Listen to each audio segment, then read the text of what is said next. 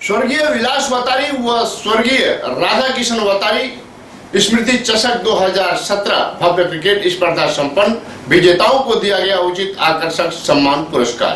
आइए हम आपको ले चलते हैं खारबो, जहां स्वर्गीय विलास वतारी व स्वर्गीय राधाकिशन वतारी चषक 2017 भव्य क्रिकेट स्पर्धा का आयोजन किया गया, जहां 3 दिवसीय क्रिकेट मैच कई संख्या की खिलाड़ियों ने भाग लिया और अपने अपने खेल का प्रदर्शन किया।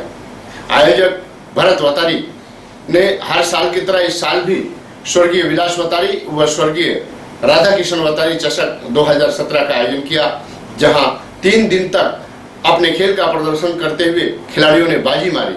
तत्पश्चात आए हुए मुख्य अतिथि के रूप में प्रतिष्ठित मान्यवरों का स्वागत सम्मान भी भरत वतारी, स्वर्गीय विलास वतारी व स्वर्गीय राधाकिशन वतारी चषक की ओर से किया गया।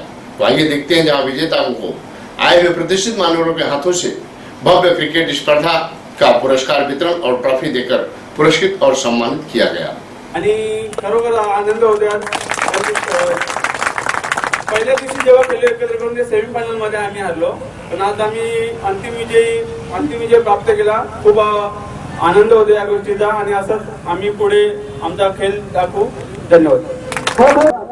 तो येतोय आणि लगातार 2 षटकार खेचतोय। इथं सामन्याची कलाटणी साई स्पोर्ट्स खारबाव संघाकडून फिरवली गेलेली आणि अशा तऱ्हेने खारबाव संघ हा विजयी झालेला आहे। दोन्ही संघांचे अभिनंदन। आणि या स्पर्धेबद्दल बोलायचं झालं तर खरोखर भरत वतारी आयोजक आणि जनार्दन वतारी तसेच माझे भांजे जावई मयूर वतारी खरोखर गेली 8 वर्ष या स्पर्धेसाठी अनंतनाथ प्रयत्न करून ही स्पर्धा बनवतात आणि शेवटपर्यंत नेण्याचा प्रयत्न करतात। त्यांना अभिनंदन करतो की ते आम्हाला बोलवतात।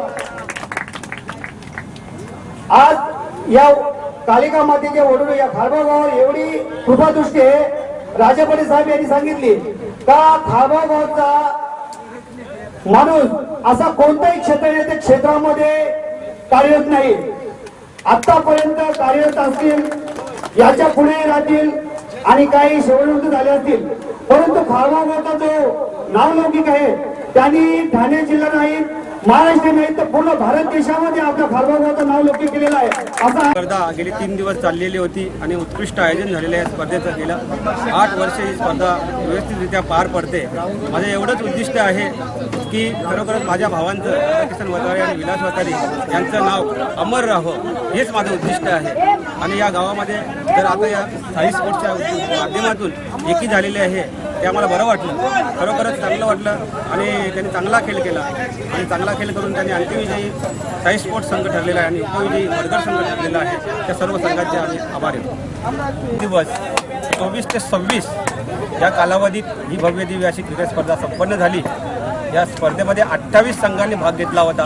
त्याच्यामध्ये साई स्पोर्ट्स खारबाव संघाने अंतिम विजयी होण्याचा मान पटकावलेला आहे, तर गावदेवी वडगर संघाने अंतिम उपविजयी होण्याचा मान पटकावलेला आहे। माझं एवढंच उद्दिष्ट होतं की विलास वतारी आणि राधाकिशन वतारी यांचं नाव अमर राहावं, हीच आमची इच्छा आहे आणि त्यासाठीच ही अशा भव्य दिव्य अशी आम्ही क्रिकेट स्पर्धा ठेवतो। किती वर्षापासून आपण या क्रिकेट स्पर्धा राबवत आहोत? गेली 8 वर्ष झाली आम्ही क्रिकेट स्पर्धा आणि पुढे किती वर्षापर्यंत राहणार आहोत? आणखी 2 वर्ष, फक्त 10 वर्ष, आणि त्याच्यानंतर आम्ही शालेय विद्यार्थ्यांसाठी एक चांगले काहीतरी उपक्रम करणार आहोत।